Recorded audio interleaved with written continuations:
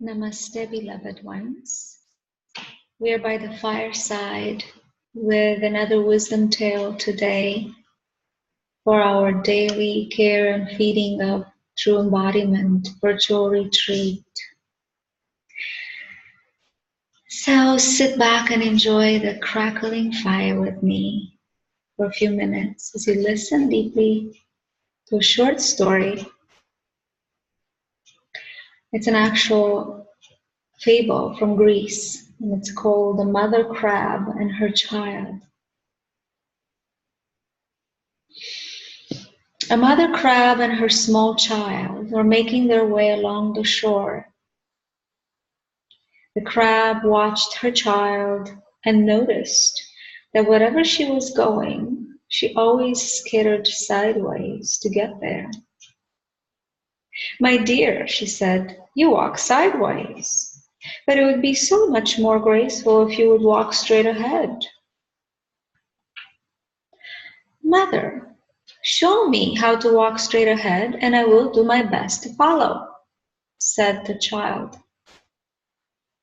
The mother crab had never paid attention to her own way of walking, so she tried to move straight ahead, but her legs would not cooperate. She tried and tried and tried, and after many fruitless tries, she admitted she too walked sideways. "I am so sorry, dearest," said the mother crab. "I shall not expect you to walk that way, since I cannot do so myself." It's a lovely short story, but I wanted to share a few notes afterwards about honoring the essence of every being we encounter. And of course, it applies very much so to our children, our expectations as well, but the expectations of everyone around us.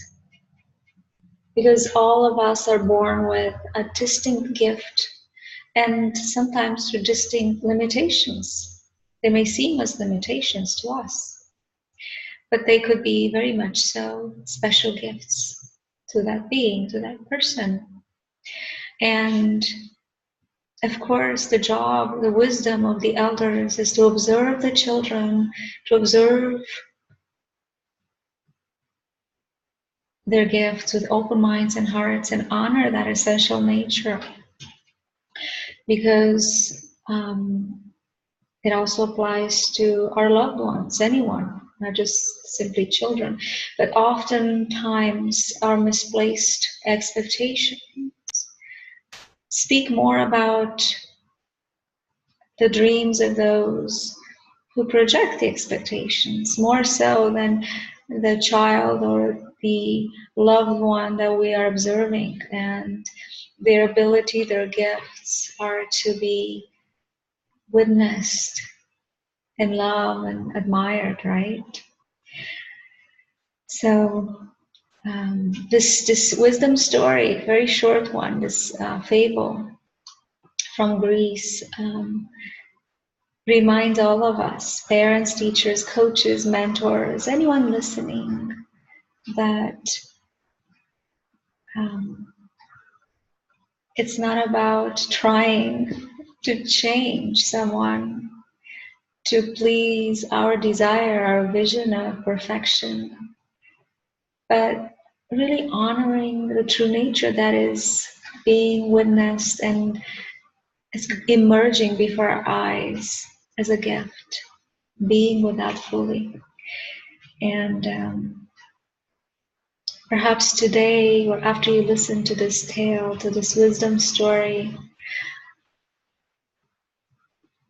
you could take it as a gem and revel in the message and take an inventory perhaps of your own life and your relationships, and for clarity's sake, allow yourself to sit with the beauty of this message and ask, am I honoring the true essence of everyone who's come into my life? Or could I do better? because there's always more space for more of that honoring, more space for that love that is unconditional. And we know that when we hold that space of unconditional love, we also give the gift of well-being. Everyone who is around us, feeling that honoring space, they're able to open up more, to taste, to savor their own beingness in a deeper way, just because we have set up that beautiful space for them to unfold, to bloom before us like a flower. I often use the inner blooming metaphor, and it applies obviously to everything, including the story. We cannot allow the inner blooming in the presence of others unless we receive that gift of being honored in our essence. Thank you for taking time today with me to enjoy the story, and I look forward to more Fireside Wisdom Tales for our virtual retreat. Namaste, dear ones. Till next time, goodbye.